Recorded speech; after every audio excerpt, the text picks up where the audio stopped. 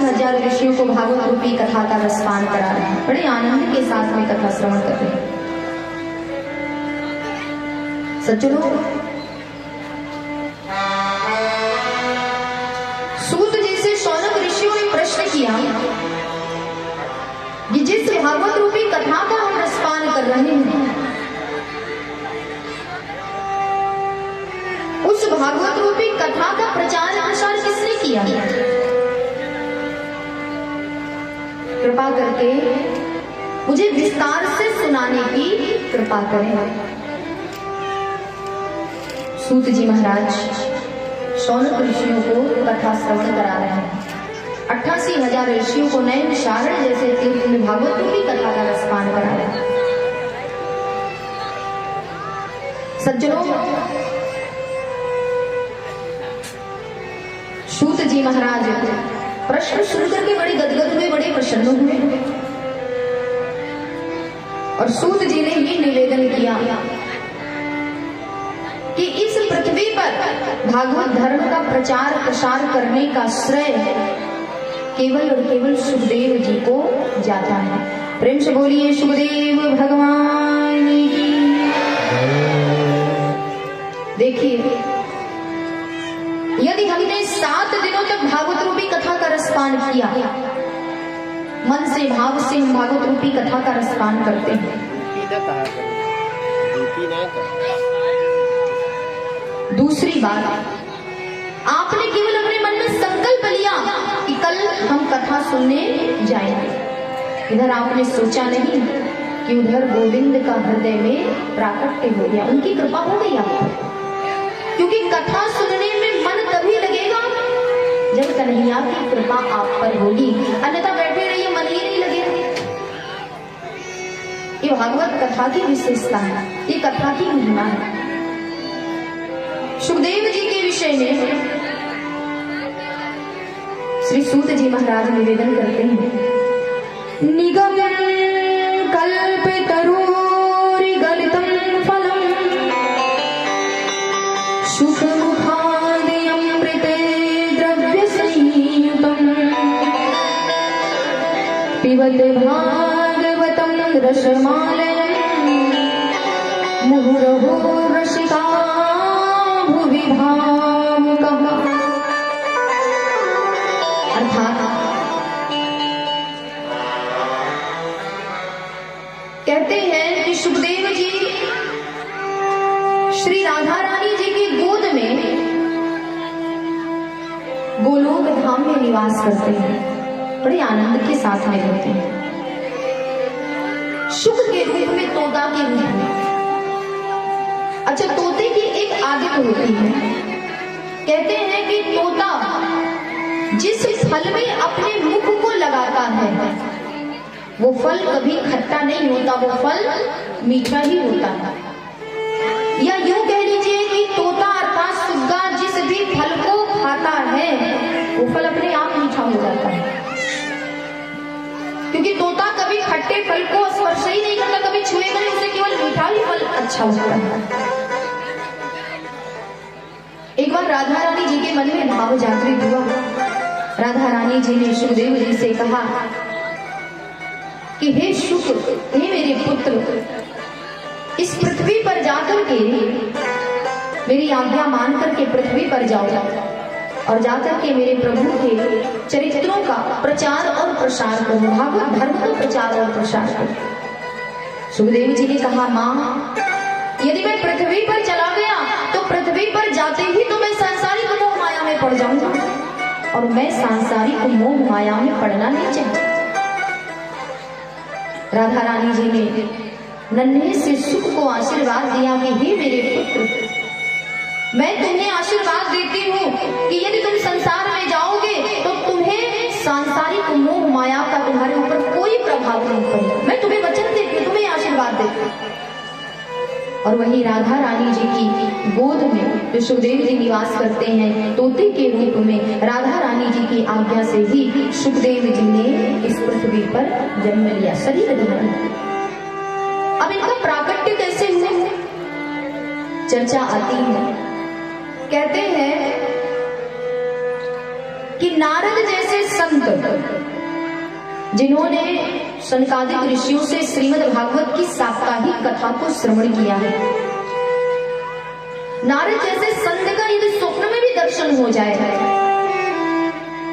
तो उस व्यक्ति का सदा के लिए कल्याण हो जाता है, उसे मुक्ति मिल जाती है, मोक्ष की प्राप्ति हो जाती है। ऐसे नारद जैसे संत का स्वभाव कैसा है? सज्जनों, कहते हैं कि जिस घर में कभी कोई झगड़ा ना हुआ हो, यदि नारद जी वहां पहुंच जाए तो वहां झगड़ा प्रारंभ हो जाता है। पति पत्नी में फिर तो लड़ाई होनी ही होनी। और जहां पर प्रतिदिन झगड़े होते हैं, यदि उस घर में नारद जी का आगमन हो गया तो झगड़ा सदा के लिए बंद हो जाता है, फिर झगड़ा नहीं। कि नारद जी का एक स्वभाव है। एक बार नारद जी ने अपने मन में विचार किया कि मेरे कारण कई बार ब्रह्मा जी और ब्रह्माणी जी में तो कई बार झगड़े हो चुके हैं। मेरे कारण मेरे प्रभु भगवान श्री हरि विष्णु और माता लक्ष्मी में भी कई बार वाद विवाद हो चुका है, झगड़ा हो चुका है। एक भगवान शिव बचे हैं, माता पार्वती, इन दोनों में कभी मेरे कारण कोई झगड़ा नहीं हुआ। ये सोच करके नारद जी नारायण नारायण नारायण करते हुए पहुंच गए कैलाश पर। संयोग देखिए कि जिस समय नारद जी कैलाश पर पहुंचे हुए थे, उस समय भगवान शिव कैलाश पर उपस्थित ही नहीं थे। माता पार्वती जी अकेली बैठी थी। नारद जी का खूब स्वागत किया, सत्कार किया। नारद जी ने भी माता पार्वती को प्रणाम किया और प्रश्न किया, माता सब कुशल मंगल है? मैया ने कहा, नारद यहाँ तो सब कुशल मंगल है, जरा अपना बताओ, बड़े दिनों के बाद दर्शन दिया है, इतने दिनों से कहाँ थे? आते जाते नहीं हो कहीं क्या? नारद जी ने माता पार्वती से निवेदन किया, क्या बताएं माँ, अब तो कहीं आने जाने की इच्छा ही नहीं करती। अरे मैं जहाँ भी जाता हूँ तो देखता क्या हूँ कि घर घर की कहानी हो गई है, घर घर में पति पत्नी आपस में लड़ते हैं, झगड़ते हैं, कि घर घर की कहानी हो गई। अब कोई किसी से प्रेम नहीं करता। आजकल का जो प्रेम है, बताती हूँ कि भगवान शिव मुझे तो बहुत प्रेम करते हैं। हम दोनों में कभी कोई झगड़ा नहीं हुआ, कभी कोई बात विवाद नहीं हुआ। इतना प्रेम भगवान शिव मुझसे करते हैं। मुझे मेरे स्वामी पर पूर्ण विश्वास है। नारद जी ने कहा, माँ यदि भगवान शिव पर इतना ही विश्वास है तब तो आपको ये भी पता होगा। माता ने कहा, क्या पता होगा? नारद जी ने कहा, जाने दीजिए माँ, फिर कभी बताएंगे। मैया ने कहा, नारद बोलो, क्या बोलना चाहते हो, क्या नहीं पता है? नारद जी चुप रहे, कुछ नहीं बोले। माता ने कहा, नारद मेरे स्वामी तो मुझसे इतना प्रेम करते हैं कि कहते हैं कि गुरु के द्वारा दिए हुए मंत्र को कभी किसी से बताना नहीं चाहिए, चाहे वो कितना सगा क्यों ना हो। वो आपका पति हो या पत्नी हो, कोई सगा संबंधी हो, गुरु ने आपके कान में कौन सी गुरु दीक्षा दी, कौन सा मंत्र बोला है, कौन सा मंत्र आपके कान में पढ़ा है, फूका है, उस मंत्र को कभी किसी से बताना नहीं चाहिए, उसे गोपनीय रखना चाहिए। लेकिन मेरे स्वामी तो मुझसे इतना प्रेम करते हैं कि गुरु के द्वारा दिए हुए मंत्र को भी मेरे स्वामी ने मुझे बता दिया। इतना प्रेम। और यही नहीं, कहते हैं कि स्वप्न दो प्रकार के होते, अच्छे और बुरे स्वप्न। अच्छे स्वप्न जब हम देखें तो कभी किसी से उसकी चर्चा नहीं करना चाहिए, अन्यथा उस स्वप्न का जो शुभ फल होता है वो नष्ट हो जाता है। वो केवल अपने अंदर रखना चाहिए, किसी को नहीं बताना चाहिए। लेकिन जो बुरे स्वप्न होते हैं उसे किसी न किसी से अवश्य बता देना चाहिए। इससे क्या होता है कि जो बुरे स्वप्न का जो फल होता है वो नष्ट हो जाता है, कुछ कम हो जाता है। मैया ने कहा, मेरे स्वामी तो मुझसे इतना प्रेम करते हैं कि स्वप्न में यदि प्रभु का कभी दर्शन हुआ, कभी राम का दर्शन, कभी कृष्ण का दर्शन, या कभी साक्षात उन्होंने भगवान का दर्शन किया, तो मेरे स्वामी भगवान के दर्शनों की भी बात मुझसे छुपाते नहीं। वो आकर के बताते हैं कि हे देवी, हे पार्वती, आज मैंने अपने प्रभु, अपने आराध्य देव श्री राम का दर्शन किया है, आज मैंने अपने कृष्ण का दर्शन किया। कभी नहीं छुपाते, इतना प्रेम करते हैं। नारद जी मैया से कहते, माँ जब इतना ही प्रेम करते हैं तब तो आपको ये भी ज्ञात होगा कि भगवान शिव अपने गले में जो मुंडों की माला पहन करके रखते हैं, उन माला में किसके मुंड पिरोए हैं, ये भी तो आपको पता होगा। मैया पार्वती को बड़ा आश्चर्य हुआ कि प्रेम तो बहुत करते हैं नारद, लेकिन मुंडों की बात, माला के विषय में तो मेरे स्वामी ने कभी मुझसे कोई चर्चा ही नहीं की, कोई चर्चा नहीं। नारद जी ने कहा, माँ अगर इतना ही प्रेम करते हैं तब तो आपको जानकारी देनी चाहिए था ना, भोले बाबा को बताना चाहिए था, क्यों नहीं बताया। मैया ने कहा, पता नहीं क्यों नहीं बताया। अच्छा चलो छोड़ो, यदि स्वामी ने नहीं बताया तो आप ही बताइए ना नारद, कि मेरे स्वामी भगवान शिव अपने गले में जो माला धारण किए रहते हैं, उस माला में किसके मुंड पिरोए हैं। नारद जी ने कहा, मैया आज्ञा दीजिए, नारायण नारायण नारायण नारायण, अब हमें जाने की अनुमति प्रदान कीजिए। क्या करने आए थे नारद जी? आग लगाने आए थे, झगड़ा लगाने आए थे, झगड़ा लगाया और झगड़ा लगा करके चले गए। नारायण नारायण, फिर रुके नहीं वहां से। अब इधर से नारद जी जा रहे हैं जल्दी जल्दी, उधर से भगवान शिव आ रहे हैं जल्दी जल्दी। भगवान शिव ने नारद को देखा, क्या बात है नारद, बड़ी जल्दी में हो, कहां से आ रहे हो? इतने दिनों के बाद कैलाश का रास्ता भूल गए थे क्या? नारद जी ने कहा, क्या बताएं भगवान, विलंब हो रहा है, गया तो कहा कैलाशपति आपका दर्शन करने, सो आप तो मिले नहीं, माता मिली, माता का दर्शन किया, अब हमें जाने दीजिए, अब हम जा रहे हैं। और एक बात आपसे बताना चाहता हूँ भगवान, कि जल्दी जितना शीघ्र हो आप उतनी शीघ्र कैलाश तक पहुंचिए। भगवान शिव ने कहा, क्यों? तो नारद जी ने कहा, अरे मैया ने आपको याद किया है, माता पार्वती ने आपको याद किया है। भगवान शिव मुस्कुराते हुए कहते हैं कि अरे नारद, जहां पर तुम पहुंच गए हो वहां तो हमें याद किया ही जाएगा, कुछ ना कुछ तो करके ही आए, यानी आग तो लगा के ही कुछ ना कुछ आए होंगे। अब भगवान शिव समझ चुके, कोई ना कोई तो बात है, भगवान शिव आए, कोई मतलब नहीं है, कोई लेना देना नहीं। अब भगवान शिव को भी बड़ा दुख हुआ। भगवान ने विचार किया कि आखिर ऐसा नारद ने क्या इनको कह दिया कि ये हमसे बात तक नहीं कर रही है, हमारी ओर देखते तक नहीं है, कुछ ना कुछ तो गड़बड़ी नारद अवश्य करके गए हैं। अब तो भगवान शिव भी डर गए पार्वती जी से कि अगर माता पार्वती, अगर देवी रूठ गई तो हम तो कहीं के नहीं रहेंगे, क्योंकि भगवान शिव माता पार्वती से अनन्य प्रेम करते हैं, बहुत प्रेम करते हैं। और इसीलिए भगवान शिव ने माता से पूछा, क्या बात है देवी, इस प्रकार आप दुखी क्यों हैं और क्रोधित भी दिखाई दे रही हैं, किस बात का दुख है आपको? क्या मैंने कोई गलती कर दी, कोई अपराध कर दिया क्या? माता पार्वती ने कोई उत्तर नहीं दिया। अब बार बार भगवान शिव माता पार्वती को मनाते हैं, मनोहार करते हैं। देखिए दो हट बड़े विचित्र होते हैं, एक प्रिया हट यानी स्त्री हट और दूसरा बालकों का हट। उनके सामने तो बड़े बड़े भी झुक जाते हैं, तो भगवान शिव कैसे नहीं झुकते? भगवान शिव ने कहा, देवी सत्य बताओ क्या बात है, आप दुखी क्यों हो? माता ने कहा कि जाइए, ये दिखावा करने की जरूरत नहीं है, अभी तक आपने बहुत दिखावा किया, आपका प्रेम ही बनावटी है, आप पूरे के पूरे झूठे हैं, ऊपर से केवल आप गौर वर्ण के हैं, लेकिन अंदर से आपका जो मन है बिल्कुल काला है। भगवान शिव ने कहा आश्चर्यचकित होकर के, अरे ऐसा मैंने क्या झूठ बोल दिया, क्या असत्य बोल दिया, ऐसा मैंने क्या कर दिया कि जिस कारण आप मुझ पर आरोप पे आरोप लगा रही, मुझे झूठा बता रही, और आप मेरे ऊपर ये आरोप लगा रहे कि मैं आपसे प्रेम नहीं करता। अरे इस दुनिया में, इस संसार में, इस बनाए ब्रह्मा के बनाए हुए सृष्टि में यदि मेरा कोई अपना है तो केवल दो, एक मेरे आराध्य देव भगवान शिव, भगवान श्री राम जी के आराध्य देव भगवान राम हैं। तो भगवान शिव कहते हैं दो ही लोग मुझे प्रिय हैं, आपसे भी प्रिय यदि कोई है तो केवल और केवल मेरे आराध्य देव भगवान श्री राम जी, और उनके बाद या तो आप, और कोई दूसरा तो है नहीं मेरा, फिर आप क्यों दुखी हैं? माता ने कहा कि आप केवल बनावटी प्रेम करते हैं, केवल और केवल दिखावा करते हैं, सच्चा प्रेम नहीं करते। अगर इतना ही प्रेम मुझसे करते तो आपने आज तक एक बात मुझसे क्यों छुपाई?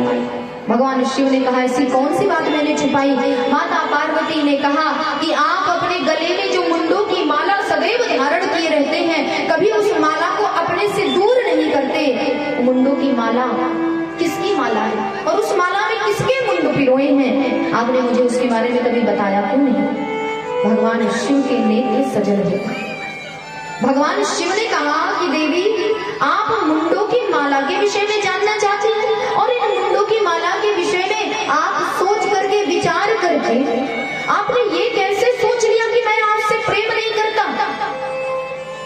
अगर आप जानना चाहती हैं कि इस माला में किसके मुंड पिरोए हैं, आप जानना ही चाहती हैं कि इस माला में किसके मुंड पिरोए हैं, तो इस माला में केवल और केवल किसी और के मुंड नहीं है। जब जब आप जगत कल्याण के लिए, अपनी लीला करने के लिए इस संसार में अपने शरीर का परित्याग करती हैं, तो उस समय में आपके उस मृत शरीर को, उसके मुंड को इस माला में पिरो करके अपने गले में धारण कर लेता है। दुनिया में कौन सा ऐसा पुरुष होगा जो पत्नी के मरने के बाद उसके मृत शरीर के यानी उसके मुंड को माला बना करके गले में लटका करके घूमेगा? कोई ऐसा है? लेकिन भगवान शिव ऐसे हैं जो माता पार्वती से इतना प्रेम करते हैं कि जब माता लीला करने के लिए, जगत कल्याण के लिए शरीर धारण करती हैं, पुराने शरीर का परित्याग करती हैं, नया शरीर धारण करती हैं, तब तक जगदम्बा के उस मुंड को भगवान शिव माला बना करके अपने गले में धारण कर लेते, इतना प्रेम करते हैं। ये सुनते ही तो माता पार्वती बड़ी आश्चर्यचकित हो गई कि हे भगवान, मैंने अपने स्वामी पर ही प्रश्न उठा दिया, उनके प्रेम पर ही प्रश्न कर दिया, कितनी बड़ी मैंने गलती कर दी, कितना बड़ा अपराध कर दिया। माता पार्वती बड़ी दुखी है। भगवान शिव से माता पार्वती निवेदन करती है कि हे स्वामी, एक बात मेरी समझ में नहीं आई। आप कहते हैं कि मैं जगत कल्याण के लिए, लीला धारण करने के लिए मैं नया शरीर धारण करती हूँ, पुराने शरीर का परित्याग करती हूँ, तो एक बात मैं जानना चाहती हूँ कि आप तो ऐसा कुछ नहीं करते, आप तो अमर हैं, आप कभी कोई नया शरीर धारण नहीं करते, अर्थात आपने ऐसी कौन सी जड़ी बूटी, कौन सा ऐसा अमृत रस का पान किया है कि जिस रस का पान करने से आप अमर हो गए? कृपा करके आपके चरणों में एक ही निवेदन है कि इस अमृत रस का पान आप मुझे भी करा दें, जिससे मैं भी अमर हो जाऊं, मुझे भी शरीर का परित्याग ना करना पड़े, एक ही शरीर से मैं अनेक शरीर धारण करके संसार में अपनी लीला को संपन्न कर सकती, जगत का कल्याण कर सकती। तो जिस अमृत रस का पान आपने किया है, उसी अमृत रस का पान आप मुझे भी करा दीजिए, ऐसी कृपा मुझ पर कीजिए। भगवान शिव ने कहा, देवी, जिस अमृत रस का पान मैंने किया है वो कोई साधारण अमृत नहीं है, और ना ही वो अमृत सर्वसाधारण व्यक्ति पी सकता है। वो अमृत रस साधारण अमृत नहीं है, उस अमृत रस का नाम है अमर कथा अमृत, अर्थात जो अमर कथा को सुनता है वो अमर हो जाता है। माता ने कहा, फिर मुझे भी अमर कथा सुनाई। भगवान शिव ने कहा, देवी, सर्वसाधारण अमर कथा को सुनने का अधिकारी नहीं है, और कैलाश पर तो भगवान के इतने नंदी हैं, भृंगी हैं, भगवान के गण आदि सब निवास करते, कैलाश पर तो भगवान की कथा संभव नहीं है। कुछ वक्ता ऐसा भी कहते हैं कि भगवान शिव ने माता पार्वती को जो अमर कथा सुनाई है वो कैलाश पर ही सुनाई है, लेकिन कैलाश पर यदि भगवान शिव माता को अमर कथा सुनाते तो आप विचार करिए, भगवान ने तो पहले ही कह दिया कि सर्वसाधारण व्यक्ति अमर कथा सुनने का अधिकारी नहीं। कैलाश में भगवान के गणों का निवास स्थान है, सारे गण वहीं पर रहते हैं, कैसे अमर कथा कैलाश पर?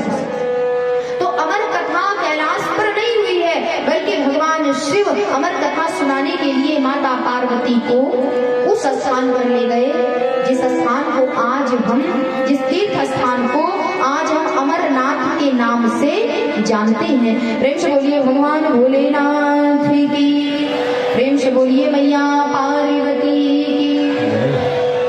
ऐसे जगत जननी जगदम्बा माता पार्वती को लेकर के भगवान शिव अमरनाथ पहुंचे, और जगदम्बा को आज, जगदम्बा के निवेदन करने पर भगवान शिव माता पार्वती को अमर कथा सुनाने का नियम बता रहे हैं, निवेदन कर रहे हैं। आइए ऐसी जगत जननी जगदम्बा के नाम का स्मरण करते हुए आगे की चर्चा को मैं निवेदन करूंगी। सभी लोग भाव से, श्रद्धा से, तालियों की सेवा देते हुए सभी लोग भाव से गाएंगे।